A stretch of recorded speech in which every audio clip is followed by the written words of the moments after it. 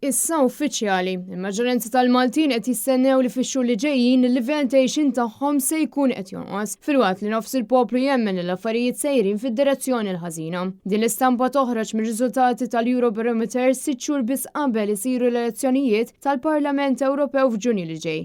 Is-sena l-oħra l-istess Eurobarometer kien wera li kienu biss 13% dawk li kienu jaħsbu li l-pajjiż sejjer fid-direzzjoni l-ħażina biex illum ma' 50% li jemmnu hekk. Fi kliem sempliċi, dan is-sentiment fost in-nies żdied b'37%. Dan l-istħarriġ sar fost l-Istati membri kollha tal-Unjoni Ewropea bejn it-28 ta' Settembru u l-15 ta' Ottubru. 510 Malti u Awċi parteċipaw fih. Il-parteċipanti kienu jinkludu l-etajiet varji ta' dawk li jistgħu jivvutaw fl-elezzjonijiet tas-sena d-dieħla. Meta tikkompara lil Malta ma' pajjiżi membri Ewropej oħra, 85% tal-Maltin jemmnu li l-livell tgħixin tagħhom se jonqos. 73% taċ-ċittadini Ewropew jemmnu l-istess ħaġa, jiġifieri 12% inqas mill-Maltin u l-Awċi. Il-maġġoranza ta' dawk li jemmnu li kundizzjoni ta' għejxin tagħhom jar huma persuni li għandhom 55 sena jew iktar. Mistoqsija speċifikament fuq l-aspett ekonomiku, 53% tal-Maltin jemmnu li s-sitwazzjoni ekonomika f'pajjiżna sejra għall-ar, filwaqt li 29% jemmnu li bqgħet kif kienet u 11% biss jemmnu li marret il qudiem. Dwar id-demokrazija f'pajjiżna 58% tal-Maltin qalu li mhux sodisfatti bil-mod kif id-demokrazija qed taħdem, b'40% jgħidu li huma sodisfatti.